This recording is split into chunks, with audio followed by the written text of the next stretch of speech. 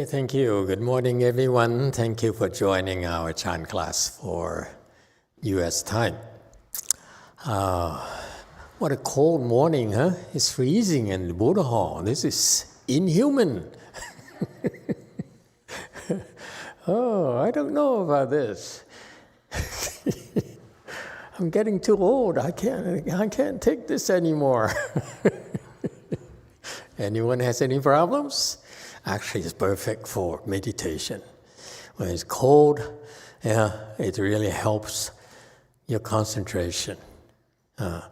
You can easily, eventually, develop the ability to heat up your body when it's that cold.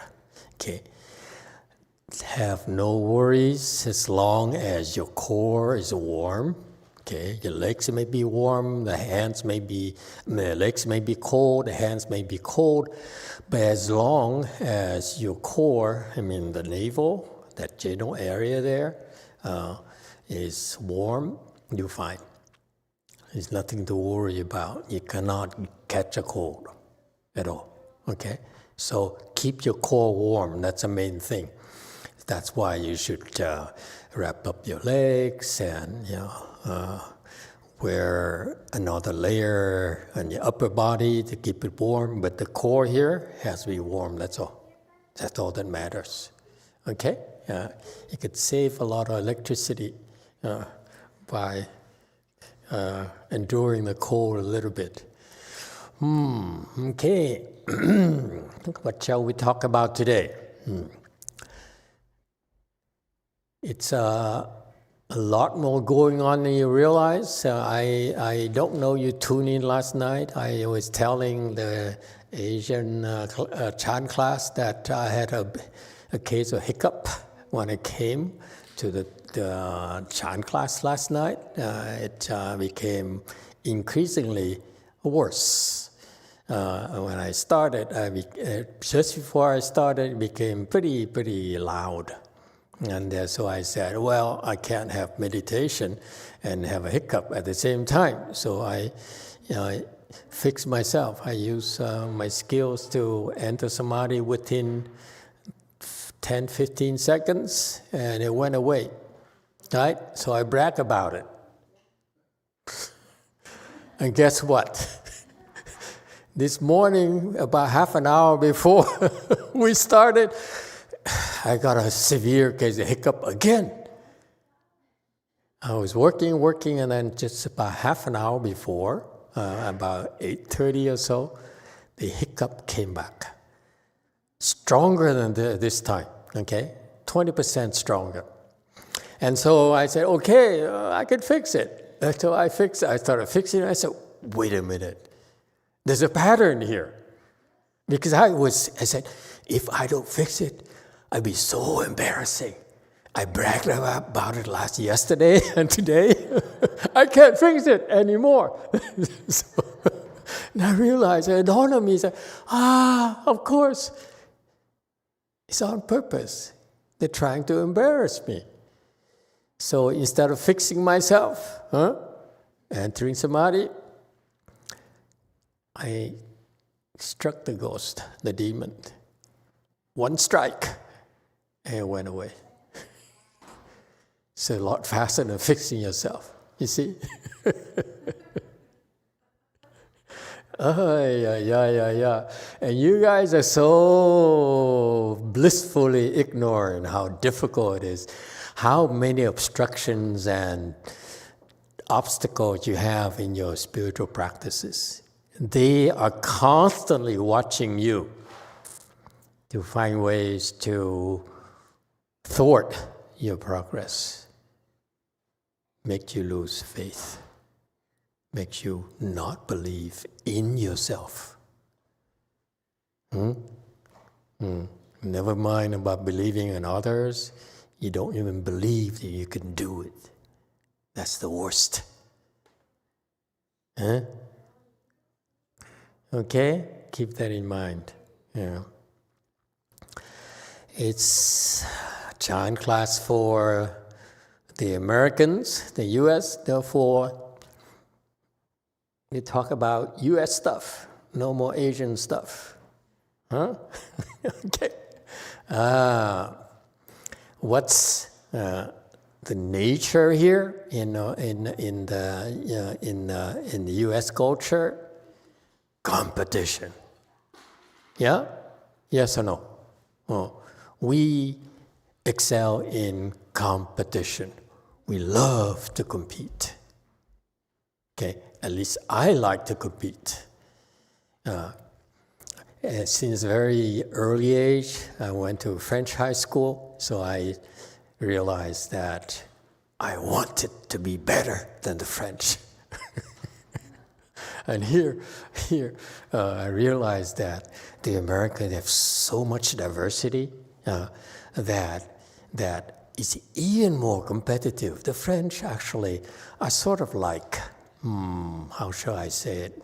What's the appropriate word?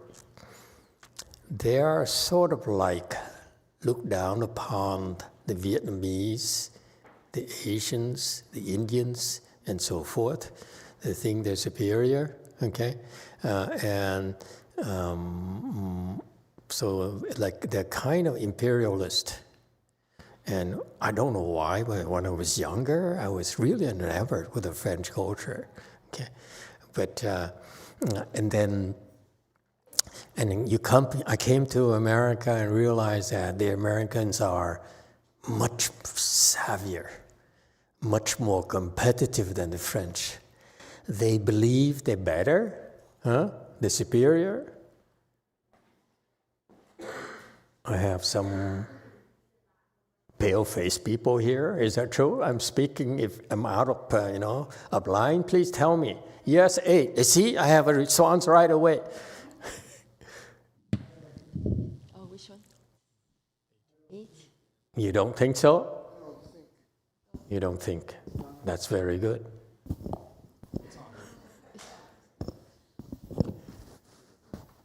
Yeah, it's working. It's on? Yeah, it's... Sorry.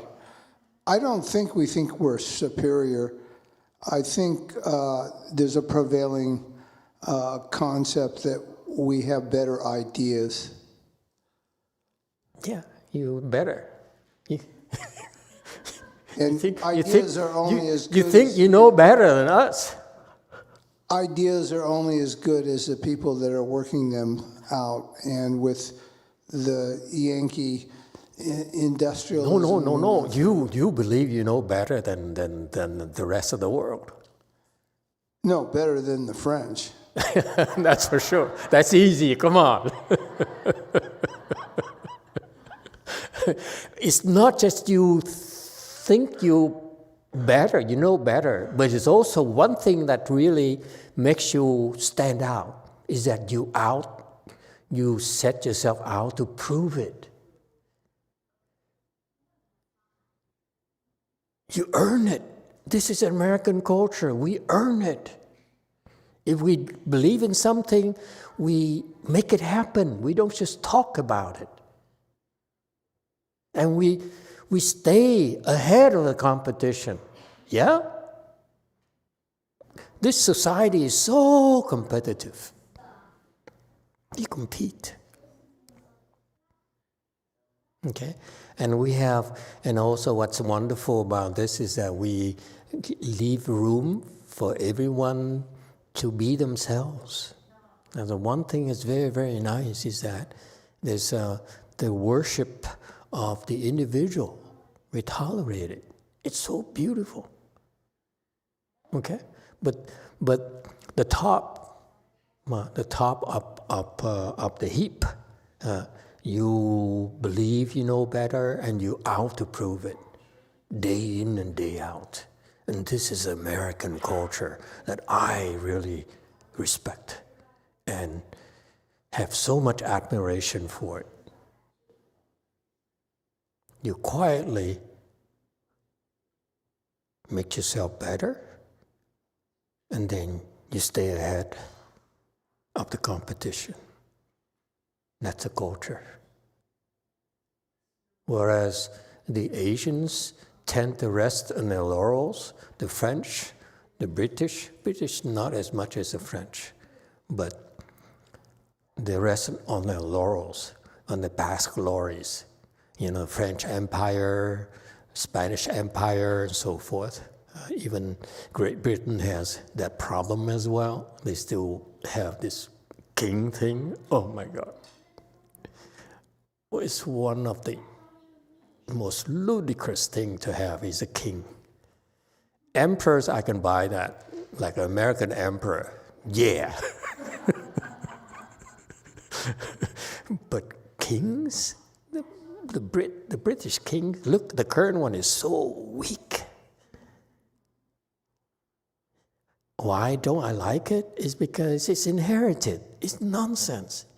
In our culture, you must deserve it. Otherwise, get out. Okay? The cream rises to the top in our culture. The British just have to be born into it. And King Charles is so weak his entire life. That's what happens to people who have too much privilege. They never had to struggle. Anyway, Chan culture is what? We make you struggle. And as long as you don't quit, you get better and better and better. That's the spirit of Chan. This is why I respect the Koreans so much. Believe me, because they are fearless. The more I challenge them, the more they rise to the occasion. They're not afraid. Okay? But they have a weakness. I'm not going to tell them so that we are ahead of them.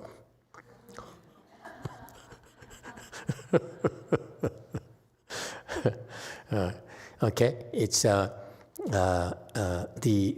French, because I came up from that environment. I knew that's how they treated us. They like colonists. Vietnamese called thực dân. I don't know how to translate that into English. Anyone knows? Thực dân? No? Go ahead home. What's thực dân? Master ChatGPT say colonizer, colonialism. Yeah, colonist. Yeah, the American culture is we make ourselves better. This is us. Okay, here. This is why I'm so proud to call our Chan American Chan, because we make ourselves better. Our Chan gets better and better and better. Period. There's no excuses. Okay. Whereas, unfortunately, for my early exposure to the French culture, because I went to a French high school and so forth, aspired to go to France and so forth, but it didn't happen. Lucky for me, is that they fail to improve themselves. They're more concerned about suppressing others, whereas we don't mind that you improve because we want to make sure we stay ahead of you. That's all. There's a difference in attitude, in value systems. Okay? Well, I just lost a lot of French cultivators. It's just gossiping. It doesn't mean anything. French people, wow, je vous aime. I love you. Love France. I love the French culture. Louvre is the best place on earth to me. Okay, and French butter, oh, and cheese, oh my God. And Dom Perignon, $254 at Costco nowadays. Such a steal. Buy it before it triples in price. Okay, anyone wants to discuss anything? Has anything they'd like to, they're curious about? Okay. Again, you're not afraid, okay? Our Chan, American Chan, is not afraid of any other Chan. We compete. We'll be better than you.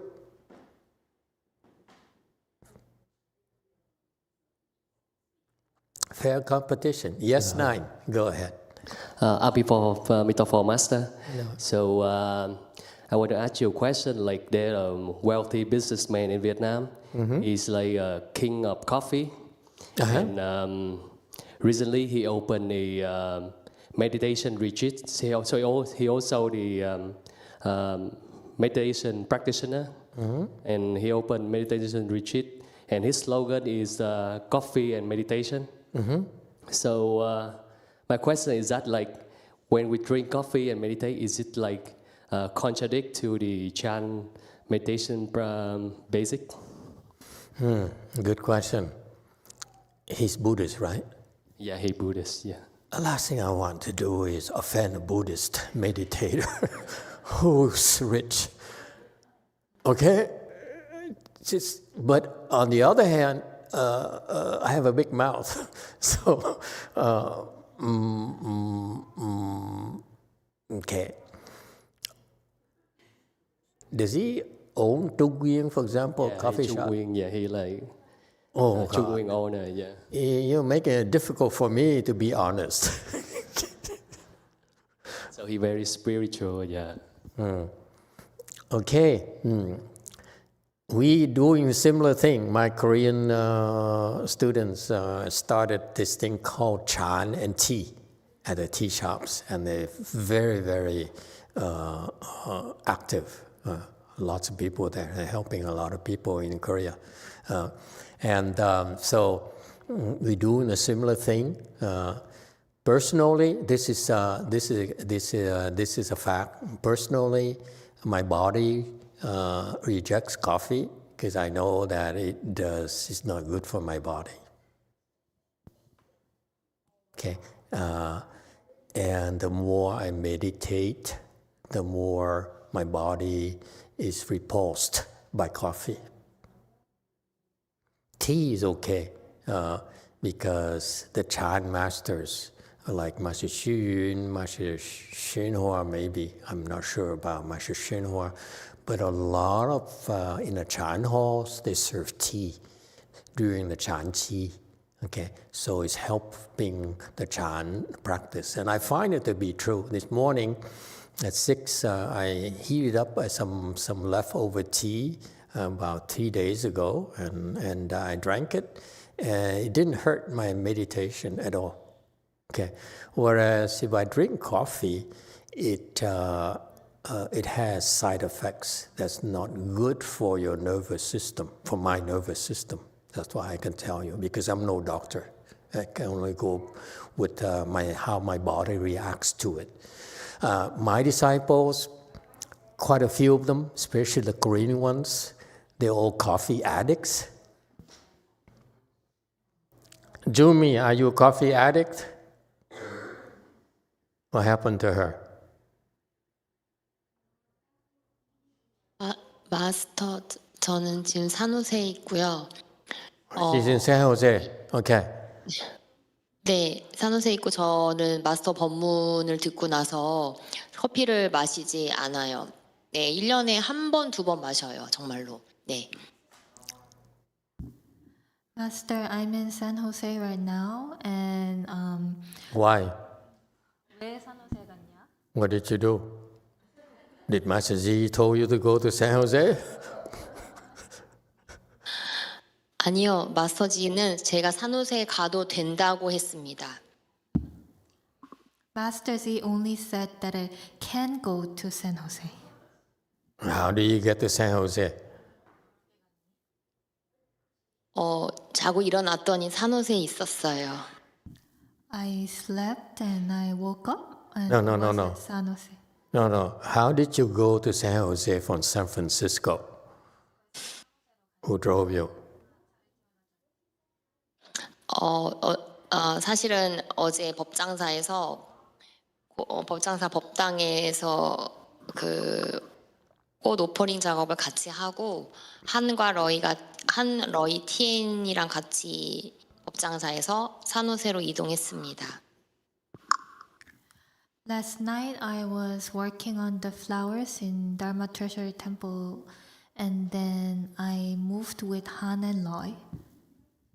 Oh, you came back with them. Okay. 네. Okay, so what's your question? Master, 네. after listening to your Dharma talk, I don't drink coffee anymore. I only drink like 1 or 2 times a year. Yeah. 그리고 마스터 말씀하신 대로 제가 인식을 하게 된 게 우울증 공격을 느꼈을 때 제가 카페인을 원하더라고요. 그래서 이게 우울증 공격의 또 다른 한 버전이다라는 걸 인식하게 돼서 더더욱 커피를 마시지 않게 됐습니다. 감사합니다, 마스터. So this is how I recognized when I had a depression attack, I look for the caffeine. So There you go. Because caffeine also fuels your depression. That's what many people don't realize.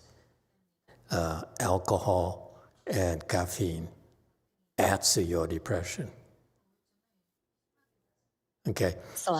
네, 맞습니다. 그 우울증의 디프레션의 여러 사인 중에 하나가 알코올과 카페인과 그레이튼 컨벤션 만트라가 제대로 되지 않고 잠이 오는 것이 우울증의 공격을 제가 인식하게 됐던 여러 가지 사인 중에 하나였습니다. 감사합니다, 마스터. yeah, the one of the signs of depression is that I seek for alcohol or coffee, and then when I do great compassion mantra, it doesn't go smoothly, and I start to feel sleepy. So I started to recognize it. So thank you, Master. Yeah. So I feel because I have no medical facts, no medical evidences, but I feel from my observation, my body, and how my students related to me, their challenges in meditation and coffee, and I opened my big mouth and said, it's pretty bad for you, and. To me, coffee is a good thing if you do socially. It tastes good, especially Vietnamese coffee is so good. Whether it's hot coffee or with ice cubes, they're excellent and they're gaining popularity throughout the world. And so this Vietnamese businessman is in a very good place, and the last thing I want to do is offend him, but I happen to believe that coffee is very bad for you. It's very bad for meditation, and it's great for socializing, because here in the U.S., when we approach a woman, what happened to Nacho?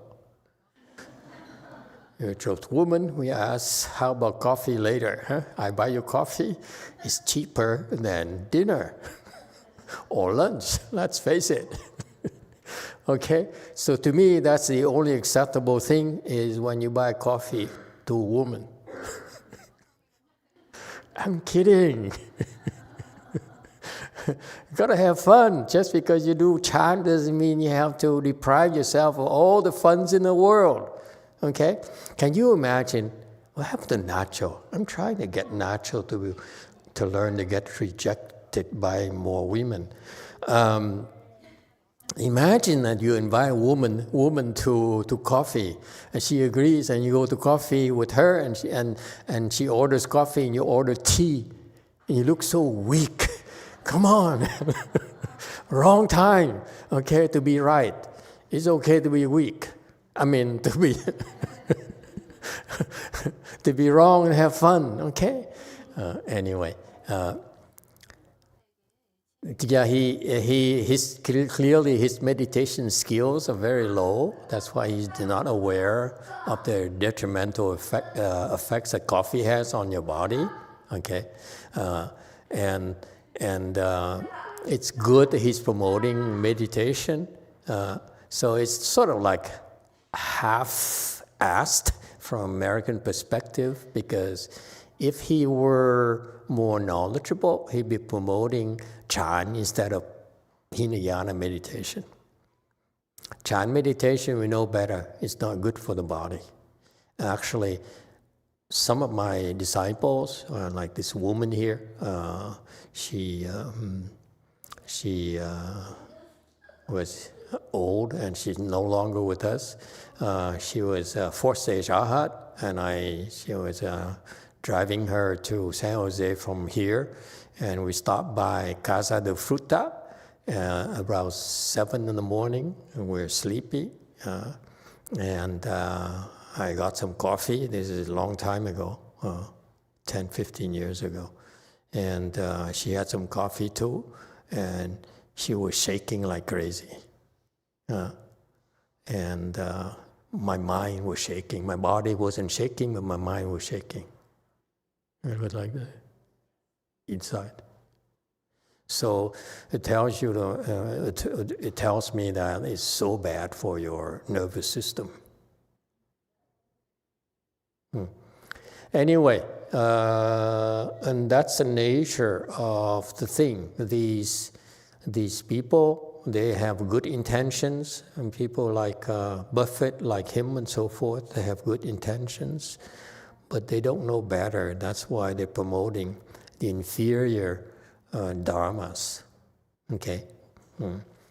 And yeah, we may offend a lot of people, but we're supposed to speak up as spiritual practitioners, spiritual leaders, tiny spiritual leaders. We're supposed to speak what we know. Whether you believe it or not, it's not that important, okay? Because eventually it will be clearer to people. Like I try to tell my Korean disciples, reduce your coffee consumption, switch back to tea. Tea is very expensive, more expensive than coffee, okay?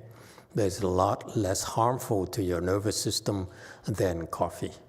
Coffee is very bad for you, okay? Yes, 8.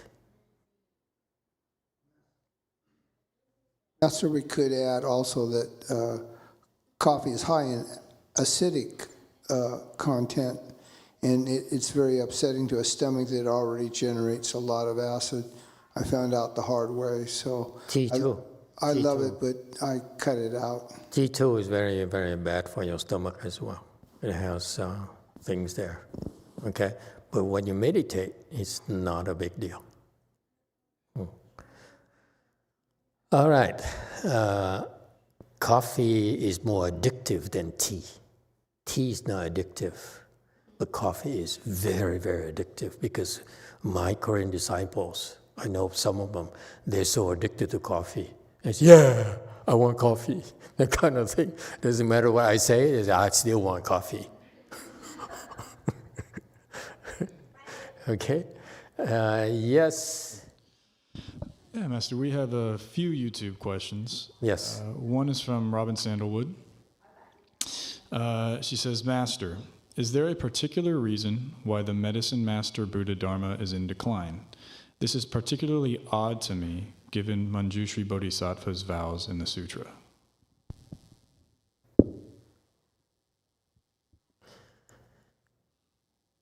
The Buddha Dharma is strong only if it can deliver. Our chant class is still growing steadily is because the practitioner, the people who practice it, get results for real for themselves. This is how we've been operating the last 20 years, one person at a time. You get more out of your meditation than any other method. Okay, so it's about results. And that's why you believe in chant. And if you stop practicing chant for a week or 2 weeks, for a month, you see a huge drop in your energy level, in your well-being, physical and mental. No two ways about it. Okay, so it delivers. We deliver.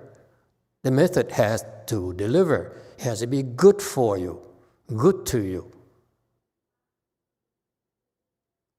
That's why people believe in chant, and the American chant is gaining popularity not just here, but all over, especially online audience. We have a stronger and stronger online audience. Okay, and Medicine Master Buddha Dharma has been losing steam even since in China. The Medicine Master Buddha Dharma in China had been losing grounds. Master YongHua came here. He didn't really promote Medicine Master Buddha Dharma that much. But the nature of Medicine Master Buddha has a visible part and an invisible part. A visible part is that he promises you to give you a good life, meet your needs, and in particular, healing of your illnesses. And what happened to the Taiwanese temples I've been to, the Vietnamese temples, and the Chinese temples, and Japanese temples, and Korean temples, and so forth, when they teach the Medicine Master Buddha Dharma, there's very little responses. Because the bottom line, Medicine Master Buddha says is that if you're sick and you're not well, come to me, I will help you. You will find relief. And so the Buddhist faithful have always come to the temples to ask for help.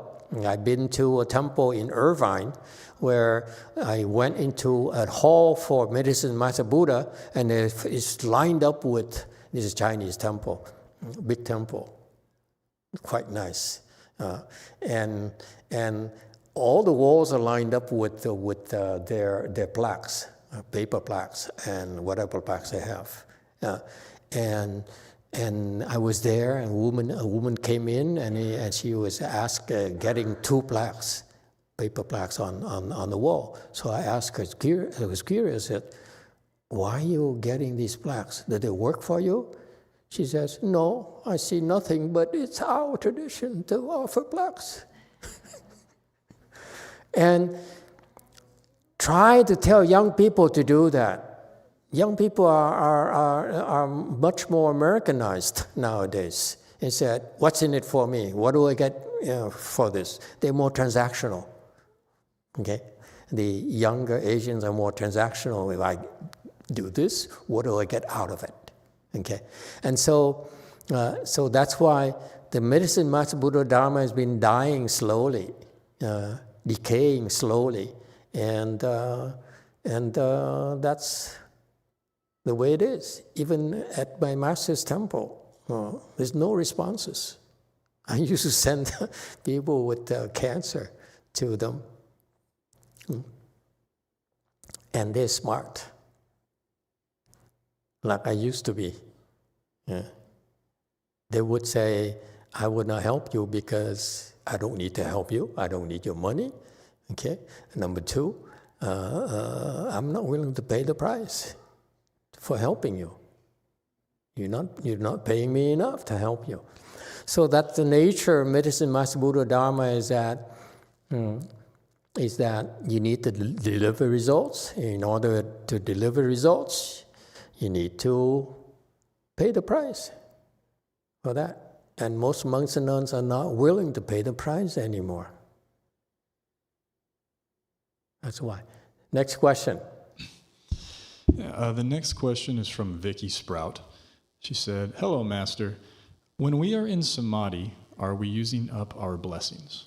No, you're creating blessings. You use blessings to enter samadhi. It takes blessings for you to enter samadhi. It takes blessings for you to stay in samadhi longer.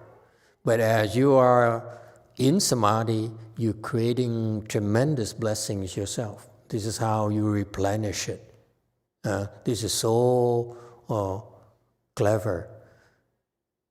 Okay, you use blessings to enter samadhi, to practice Chan, and then as you practice Chan and you enter samadhi there, you will create even more blessings than before. That's why you come out ahead. But you need blessings first for you to be able to enter samadhi. Case in point, or everyone who learns meditation, and this is not what the Hinayana teachers tell you, That's why the Vietnamese, the Thai, and the Tibetan, you name it, they don't quite understand. When you practice meditation, the first goal for you is to enter first dhyana. Once you enter first dhyana, you have a taste of dhyana, of bliss, and you say, wow, this is nice. It would be such a nice complement to my sensual pleasures, whether it's drinking French wine or champagne or eating birria tacos, al pastor, yeah, all those tacos. Those are very, very nice, very complementary in a sense. You enjoy your sensory pleasures, but then you also experience something that's blissful as well. So that transcends your sensory pleasures. Okay, this is why when you practice meditation, all the meditation students must be aware of that, is that you need, the first goal you have is to enter first dhyana. Not just meditation, whether you recite the Buddha's name, when you recite mantras, you do Tibetan, you do Japanese mantras, it doesn't matter. You need to enter first dhyana. Once you got that, then you say, wow, this is so special. Okay? And it gets better. As you get higher and higher, the bliss increases.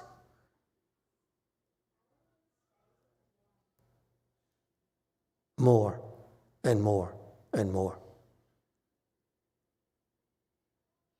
Okay? So that's why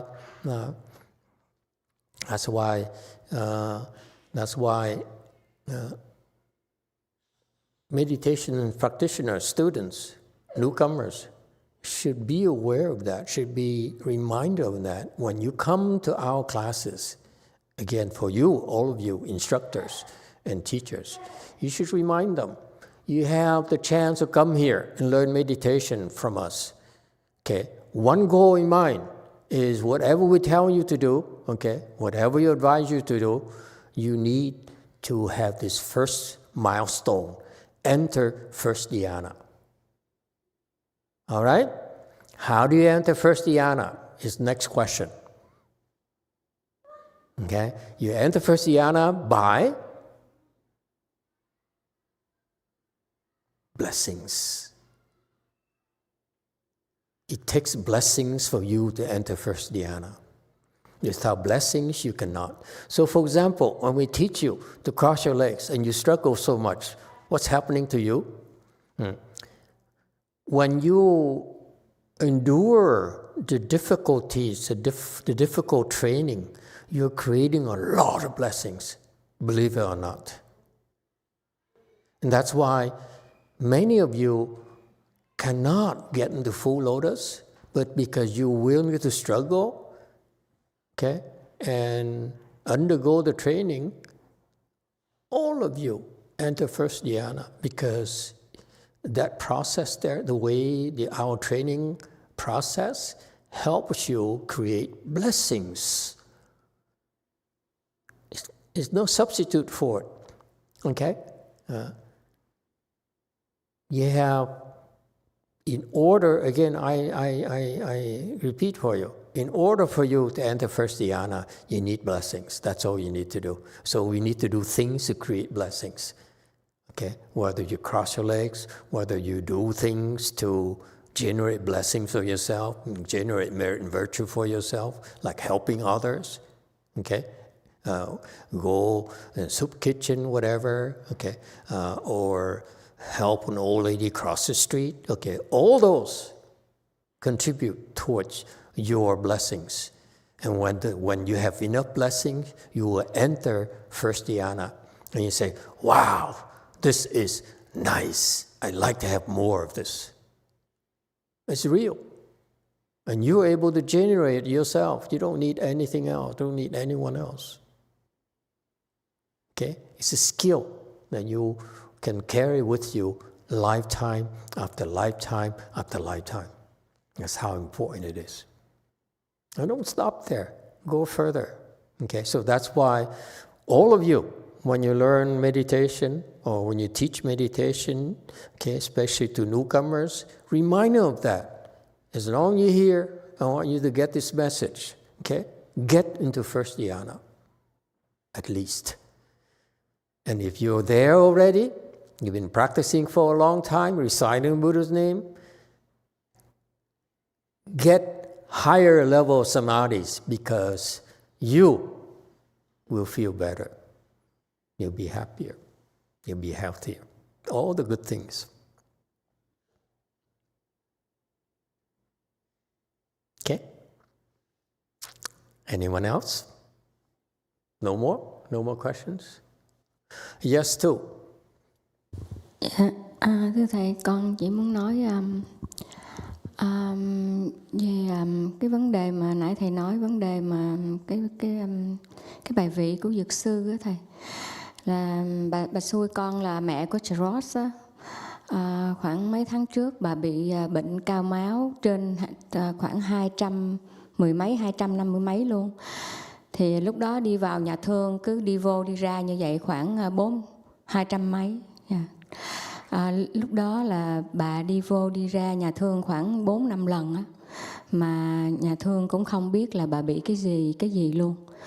Thì lúc đó về mới đầu thì bà đi vô khoảng 3 lần thì Charles có khuyên bà là hãy ngồi thiền á, thì bà không có tin. Bà nói bà không có tin, bà không có chịu làm. Xong tại vì bản thân của bà là một người y tá, một người nurse. Thì lúc đó Thùy mới thỉnh cho bà cái bài vị 3 tháng. Và sau đó thì sau 4-5 lần vào nhà thương thì bà trở về nhà thấy không được kết quả, uống thuốc không được luôn, thì lúc đó bà chịu ngồi thiền. Sau khi thỉnh cái bài vị xong thì bà chịu ngồi thiền. Và sau đó bà đã nhẹ bệnh, cái máu của bà nó đã tụt xuống bình thường. Và bây giờ bà vẫn tiếp tục ngồi thiền mỗi lần như vậy là được 15 phút. Bà là đạo Công giáo. Dạ. Con chỉ muốn chia sẻ thôi, cái bài vị Dược Sư rất là hay. Và chính bản thân con cũng vậy, mỗi lần con bị bệnh á, giống như con sẽ ngồi trì chú Dược Sư khoảng 108 lần. Thì sau đó con sẽ toát mồ hôi ra, da cái căn bệnh của con cũng nhẹ. Cũng như mới vừa rồi con bị chích ngừa cái tay bên trái con á, mà nó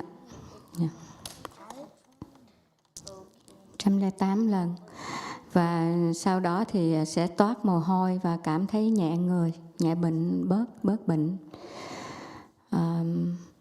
Và mới vừa rồi con cũng chích ngừa bị cái cánh tay trái nó đau. Và nó đau qua bên cái lưng của con luôn, nó bị lối, nó tức và nó khó thở. Con không có lễ Phật được. Và con rất là buồn, con nói con mới có ý nghĩ là lúc mà đúng là vô thường, lúc mà mình lễ Phật được thì mình phải ráng cố gắng lễ. Để những lúc mình yếu, mình đau thì mình sẽ không lễ Phật được, mất đi cái phần cơ hội. Và sau đó con đã nhất định đứng lên, đau cỡ nào con cũng quỳ lại xuống cho nó tức lối. Con nói cho mày chết luôn, thì con lại một hồi và trì Dược Sư. Sau đó thì con đỡ bớt rất là nhiều. Con cảm ơn Thầy đã nhắc nhở cho chúng con để mà biết niệm trì chú Dược Sư và tu tập cái pháp môn Dược Sư. Rất là có ý nghĩa. Con cảm ơn Thầy và con muốn chia sẻ với đại chúng điều này thôi. A Di Đà Phật.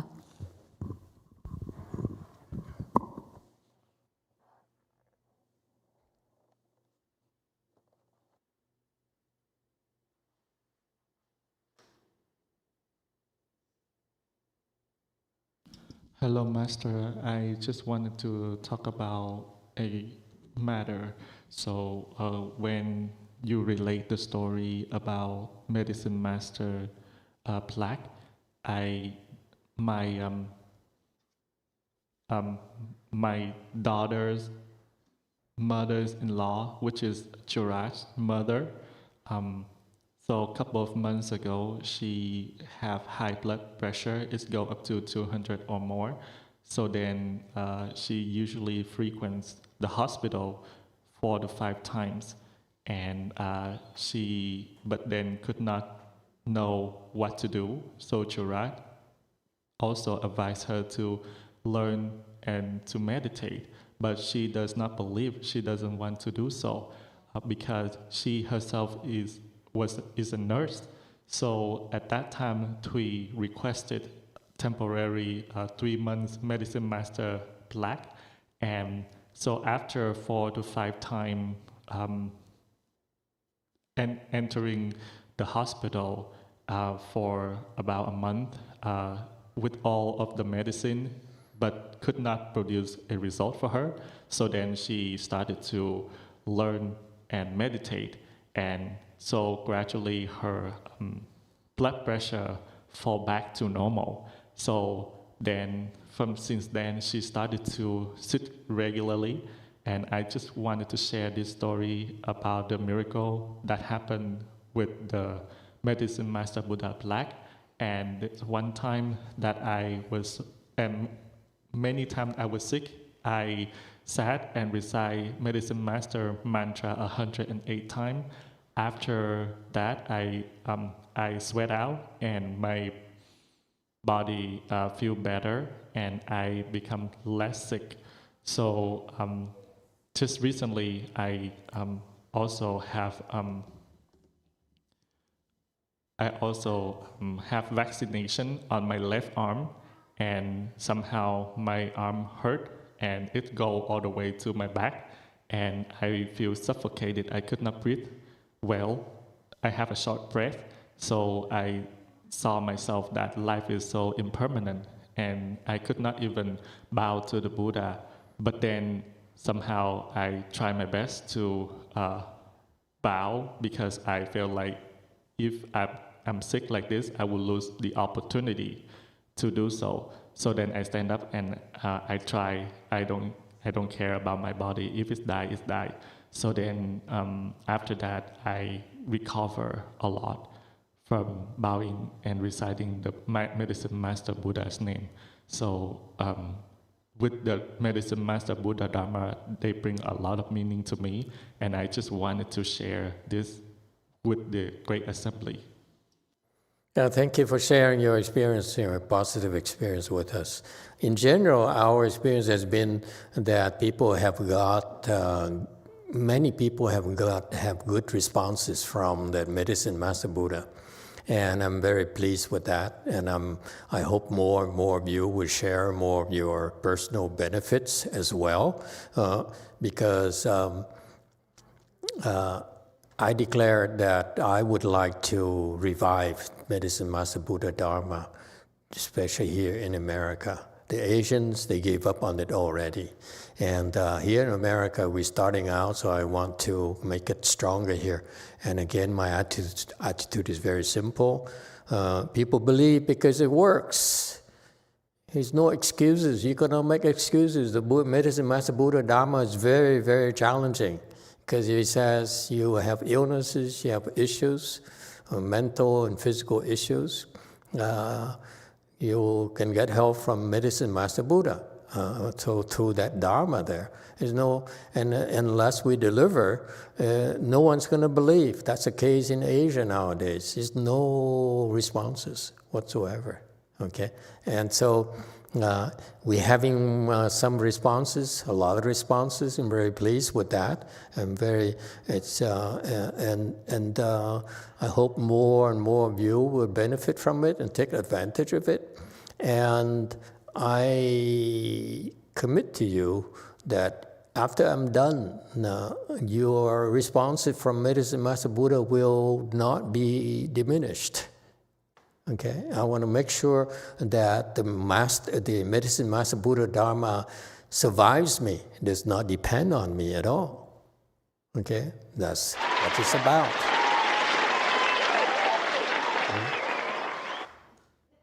Yes, 3. Good morning, Master Emitofuo. Sorry if this question already answered, but I want to ask, so once Master's given the analogy that our mind is kind of an open house, and then the guests could come anytime they want.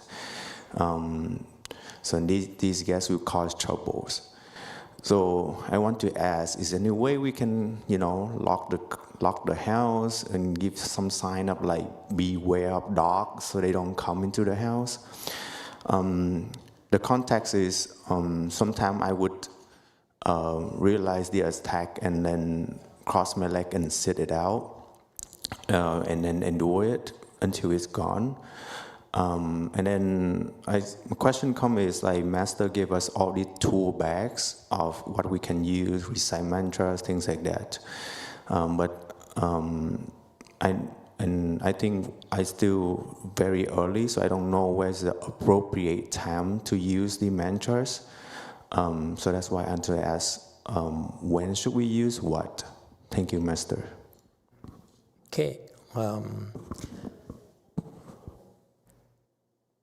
You should not be afraid. You should not live so scared that people will come to your house. Many of them are able to come to your house because they have the right to.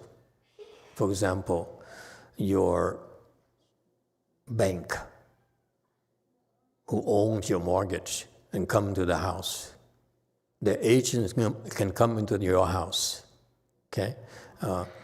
Your relatives, your friends can come to the house. So many people are able to come to your house, okay? And that's life, nothing to be afraid of. For example, snakes can come into your house. Anyone? Huh? Cockroaches can come to your house. You cannot stop them coming. That's the nature of cohabiting in society. We have exposures to others. There's no need to be afraid of. Instead, use it to develop skills. The one thing that we teach you about Chan is you should not have to live scared. Scared is for weak people. When you learn Chan, you become stronger and stronger because you become less scared. Okay? You'll be taught skills and you're given tools to defend yourself. They come to your house. I told you this morning about my hiccups. You dare come to my house and cause trouble for me. Be prepared to pay the price because I have tools to harm you, to hurt you. And this is a time where I use my tools for experiments. You dare come to my house. Now I feel entitled to see how good my weapons are. I have many weapons, okay? And this is a time for me to try them out. Welcome to my home. Okay? I hope you stay as long as you like. Okay? Have no fear. There's no need to be fearful. Fearful for weak people. You know, one of the things that you see that your Chan skills are developing properly is you become less and less fearful. Okay? And we develop, furthermore, we develop wisdom by learning to solve problems, not by hiding, stick your heads under the sand and then, no, don't come to me, no, I don't want any problems. Okay? We selectively allow problems to come in. Even here at the temple, your troublemakers will be allowed to harass you if it's helpful to your practice. When it's too much for you, you get protection. When it's good for you, you'll be allowed. They'll be allowed to harass you. Okay? Have no fear. Thank you, Master. Fun. It's a fun thing. You know, if they dare come in here, hey, be prepared to get beaten up, have the legs chopped off, fingernails pulled out, we do all kinds of fun things. We need opportunities to test our weaponry, okay? And we're justified in defending our homes, okay? So welcome to America. Yeah. We have a YouTube question from Diego Alfonso. Yeah. It said, Emitofuo Master, are there any guidelines for us to know when we are at first dhyana, ninth samadhi, first ground, etc.? Thank you, Master. You're a student, you don't need to know that. When you become a teacher, then eventually, hopefully, when you're good enough, you're high enough, then that skill needs to be transferred to you, so that I personally feel that I can't help you unless I know where you are and what you need to do next to get to the next level.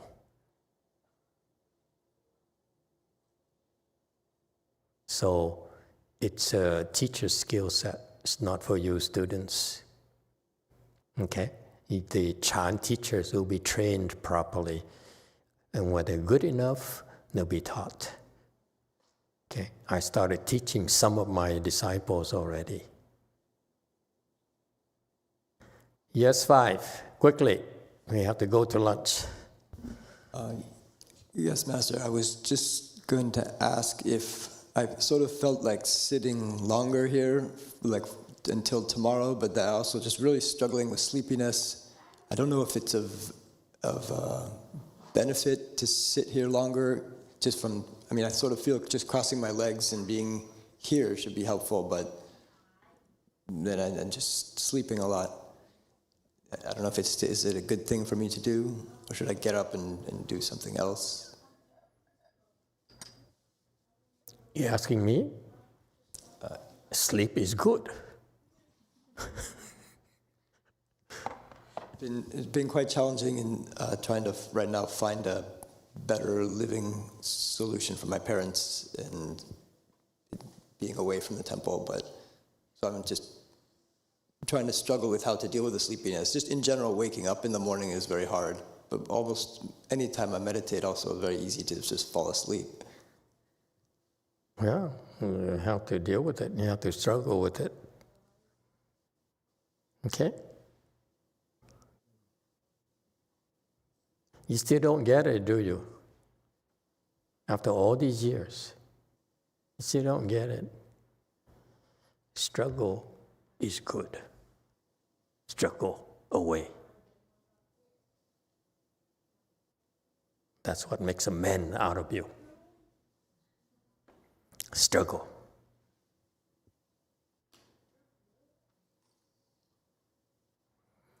All right, stop here today. Thank you, everyone. Let's go to lunch.